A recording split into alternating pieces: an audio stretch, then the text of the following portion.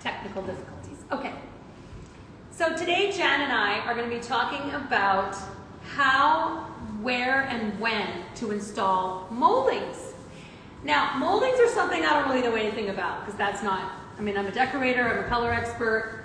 I don't know anything about moldings, but this house definitely needed more. So, come over here.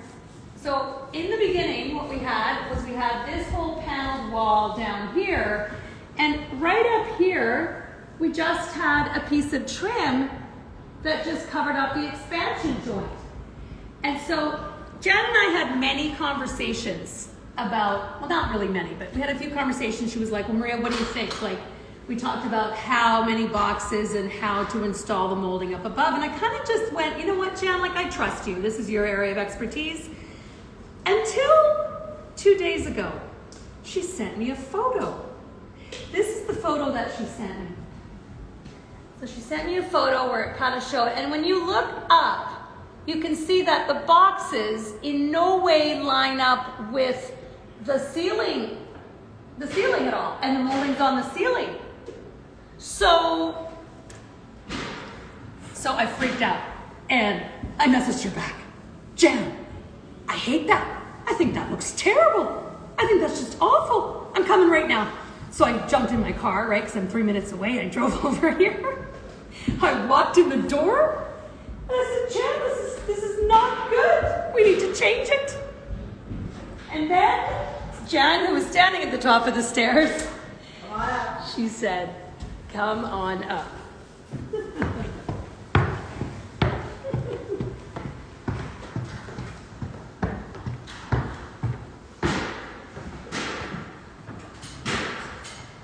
morning, everyone. I'm here again with Maria. Yes. And we are going to talk about moldings. I love all the questions you guys have sent. They've been diverse, they've been interesting, and I know there's a lot of interest out there about what we're doing today. Yeah. So this particular wall was a major problem for us to begin with. It's 22 feet long and just about 9 feet tall.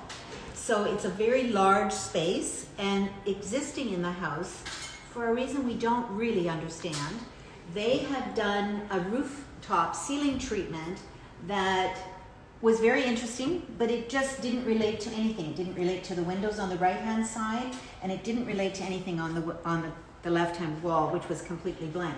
So I love the idea of the panel mold and the fact that we had a recessed look on the wall, and I wanted to be able to duplicate that. We had, as Maria mentioned before, we had an expansion joint, which you always have on large walls like this. And when we actually took that expansion joint wood off, one of my finishing carpenters, we found a 14-inch by 4-inch beam. So that was the beam that basically keeps this spanse safe. Right.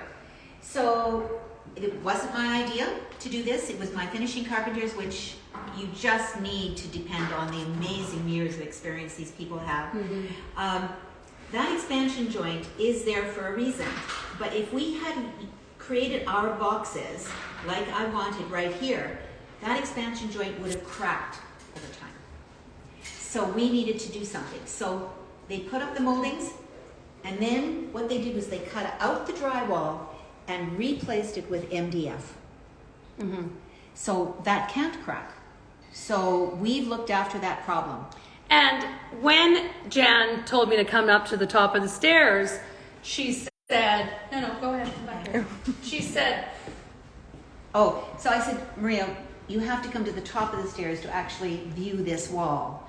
So it's all about where you're looking, and now it completely works with the rest of the space. Right. What I did want to draw your attention to, because several people asked this question, can we use different moldings or different profiles in the same space? Definitely yes. Your continuity is color. Your continuity is what pulls it all together. Well, and the other thing I just wanted to put in was when I walked in and I'm standing there at the bottom of the stairs, craning my neck going, oh no, this is bad. Jan said, when I got up here, she goes, Maria, no one is looking at your molding from the bottom of the stairs. They're looking at it from here. Yeah. And so that's the reason why it doesn't need to match. And then the other piece, quite a few people said, can I mix moldings? Can I use different profiles in the same area? Again, color will be your Unifier. Mm-hmm. So on the right-hand wall, where we have these windows, again, we've got a 22-foot high wall. We had doors below, windows above, and then this big space. All I did was mirror the width of the doors and picture framed this space. Now that will all be painted in the same color, whereas our left-hand wall, which has got panel mold, will be done in the trim color. Mm-hmm. Yes, exactly. Yeah. So, Did you want to talk about the molding in the living room as well? well, what I was going to say, and we're probably not going to run down there to do this right now because we have other questions coming. Yeah. But what happened was that I related these boxes that are on the left side of the wall, I related them to the boxes that we have created with picture molding in the living room. So again, we're doing a repetition. You never do want to do something just once in a space. Okay, awesome. So we're going to answer some of the questions here. Okay. Just going to pull them up. Okay, so can different moldings go in different rooms in the same house? Yes, it can. However, what I would like to say is one of the people asked about board and batten, which is a more countrified look. Farmhouse. Sort of farmhouse look. Mm-hmm. So I wouldn't recommend using that in the same space as you're using, for example, picture moldings. It just wouldn't be consistent in terms of the look, unless that here up in Canada, we actually call it shiplap, so we don't call it board and batten up here. If it's on your ceiling, then it might be okay. I'm saying, but I still prefer it not to use elaborate, fancy moldings with board and batten. Yeah, it's sort of traditional and then yes, more countrified. Countrified. Yeah. Exactly. Now we did put some grid molding up right in my studio over there, and also in the entertainment room behind us. Yes. But that was for a very specific reason. Yes. Would we normally do that in this house? Yes, we could have done it, but probably what we would have done is if we were doing that, if we weren't doing it for the purpose that you need it for, which is For my for color all your boards. color boards, Yeah. we would have added molding inside each one of those. Right, And to so dress it up. To dress it up. Mhm. But it's a functionality thing for both of those walls, and you've all seen that in Maria's studio in the past, which was where we created it for the first time. And we're reduplicating that in the media room and her office. Now there was a bunch of grid molding on the fireplace downstairs, and that was bad. Yes, that was very bad. Because it just Yeah. didn't go with It anything. didn't match anything. That's right. Yeah, exactly. So, More Jenna, questions. more questions? Okay, is there a max thickness that you would recommend for 8-foot, 9-foot, 10-foot ceilings? Because Yes. there was a builder that had told one of my, somebody asked me a question. She said, my contractor said that my 8-foot ceilings were too low to install crown molding. Yeah. Is that true, Jen? No, that's not true. So, but it is true that you have to be careful about the size that you use. Yes. So, for example, in this house, because we have 12-foot ceilings on the main floor, 10-foot ceilings on the main floor, we were able to not just use 7 1/4 crown moldings, we actually then put a 1x8 behind it and put another molding. So we actually have 9 1/2 moldings, crown moldings, and then we've used 7 1/4 for your baseboards. In an 8-foot ceiling, I would recommend no larger crown molding than a 4 1/2, and then a 5-inch baseboard. That would be the maximum for 8. But you can do it in gradations. So if you have 8, then you go 9, you can do a little bit more. With 10, you can do a little bit more. And should your molding relate to like your cabinets, for example? So if you have raised panel cabinets, then would you do more of a traditional molding, or can you do just like a squared off molding? You can still mix them. For example, right here we have our door casings, and we had a question with regards to door casings. So the door casings in this house are nice and chunky. Like, I really like the look of them.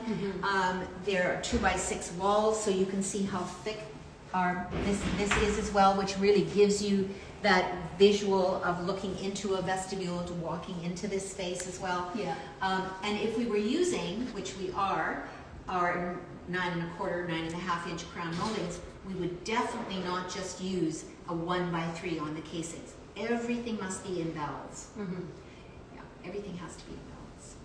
Now, did we get to the end of that question that somebody was that? Yeah. Question? Okay. Yeah. Okay. Okay, can you use traditional molding in a modern farmhouse? Not so much in a modern farmhouse, but in a modern house. I love taking a really contemporary environment and just doing a schwack of moldings in it. It looks spectacular, especially if you've got high ceilings. We did ask for 10 minutes. I think we're getting crown molding in the media room right now. Yes. Standing there. It's just Making you nervous? She's standing right on the edge of it. So yes, you can. You can definitely mix your moldings. There are lots of variety of moldings available today. One of the questions that we had, which I thought was an excellent question, this lady said, I have archways everywhere in my house. Can I use moldings? And we did find a great inspiration picture, and I'm going to try to put it on for you. But it shows. Oh yeah, just put it on your feed. I'll just put it on my feed for Yeah. you. Yeah. And it's a great inspiration picture, and it is an elaborate archway, and then just panel mold, just like what we've done here on the right side. Yeah. Yeah. That's great. Okay. Can you mention the best molding styles for a type of house? So traditional, modern. You kind of answered that I with sort of what you did. just said. Yeah, a contemporary home, particularly it's a condo kind of size. I really recommend just like a 1x4 for casings, a 1x4. And you're not going to have in contemporary spaces. You don't have crown molding usually. Not a lot. Yeah. There are now crown moldings that look very contemporary. And so in you can general, mix it. that's not really a It's thing. cleaner. It's Yeah, a cleaner it's a line. cleaner line. Yeah. But I wouldn't. Yeah, it's a cleaner line. That's a good answer. Oh, another question that happened. Like this is a good one. A lot of people they'll inherit like a dining room with just like a chair rail that goes around it. And I always tell people to take them down unless you're going to do wallpaper above it or paint below it or turn the bottom of area below the chair rail into A feature. or like add molding to it, make it wainscoting. But just to have this, Yeah, don't do that. chair rail hanging there, just take it down. Yeah, Yeah. it's not. Yeah.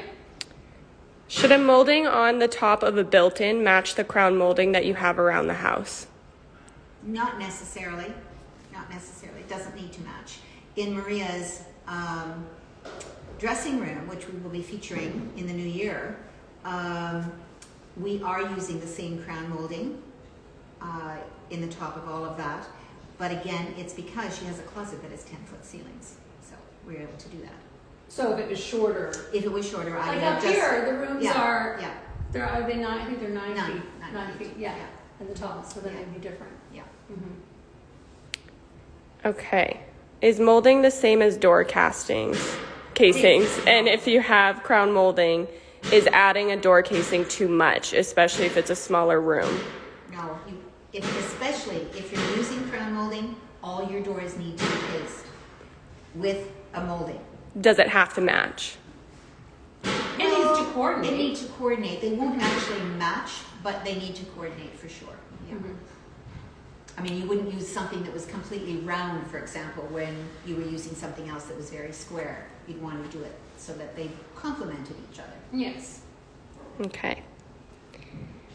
Would you put molding on an entryway wall that part of it goes to the second story? Not the exact measurements, but say the entire entryway is 20 feet long and 8-foot piece of it goes to the second floor. Well, in actual fact, that's not dissimilar to what we've done. Okay, so yes, I would definitely do it. It would look lovely. Okay. What style molding would you use for a renovated 70s ranch? Raised ranch. I want to add molding in a guest room. Traditional? ? Well, the molding that I would use here would be WM371, but you don't know what that means. But Is it the same across the board? It isn't. Every company has their own numbers. Right. But for example, I was in a 70s house that the owner had installed traditional wainscoting throughout this 70s house, you know, with the slanted ceilings. Oh, yeah. Bad. Yeah, no, that would not look good. No, right? Like it's just, they don't go together. And it depends on whether you're trying to take the 70s house into the 2000s, whether you're completely doing a renovation. But then you gotta change But then you have to everything. change everything. You can't just do part of it, because That's then right. it's a before and after, and that Right. just doesn't work. Yeah. Yeah, you make everything modern, but then you still have your like French country mullions, for Yeah, example. exactly. Yeah. Mm-hmm. So somebody was wanting clarification on one of the first questions. You said molding inside of shiplap. I might have misunderstood. So that was in relation to the question talking about board batten. Oh, right. Do you want the question again? Yes, please. So can different moldings go in different rooms in the same house? For example, board and batten in one bedroom and picture frame molding in the primary. It's a tough question. If you're talking about a rancher, where all 3 or 4 bedrooms are on the same floor, and you basically have views from your hallway into your doorways, I wouldn't do it. If you have a second floor where the primary bedroom is on the main floor and your kids' bedrooms are all upstairs, and you want to make them look a little funky, go for it. Yeah. Okay. How do you marry the kitchen molding to the crown molding throughout the house? Your mill worker, basically you give your mill worker the profile that you're using on the crown in your house, and he will find one that is as close as possible. But that's a good question. Don't you think? I sometimes feel like it looks better in a kitchen when you have a lot of elaborate molding at the top, finishing your uppers. Yeah. To not continue the crown in the rest of the kitchen, because then if you want to change the color of the cabinets, and then the crown is the trim color, you know, it doesn't look very good. Well, in a situation where probably in the past 80% of our kitchens only went to like 80 inches, and there was Yeah. a space above. Yeah. Then the crown molding went all the way around Right. the top of the room. But now with the trend But of now the everything trending going goes to the all the way ceiling, to the ceiling. You do have to consider that, definitely. like just Yeah. how the crown ends. Ends, yeah. Yeah, because I think it sometimes looks better to not have it in the kitchen for that reason. It can. If you're and changing the color. It depends. If your cabinets already have the crown molding, you know, in your kitchen, we Yeah. do have the crown going all the way around, but we went right to the ceiling with everything. But mine also ends like at the edge of the wall, like it doesn't keep going in the room. So I guess that's why it's not Yes, an issue for yeah, me exactly. in my kitchen, In the your way it's kitchen. been designed. Yeah, Mm-hmm. I think That's a lot, right? I think that's a wrap, guys. Okay. Yeah. That was long. That was Okay, long. so Jan's gonna post that that inspiration image with that archway Yeah. on her feed. Yeah, I showed it to her this morning. Yeah. so On your story or on her page? On her page. On her Just page. on her page. Just on Instagram. And we will link to Jan's Insta here as well. Sounds good. Thanks everyone. We'll see you next Thursday. See you next.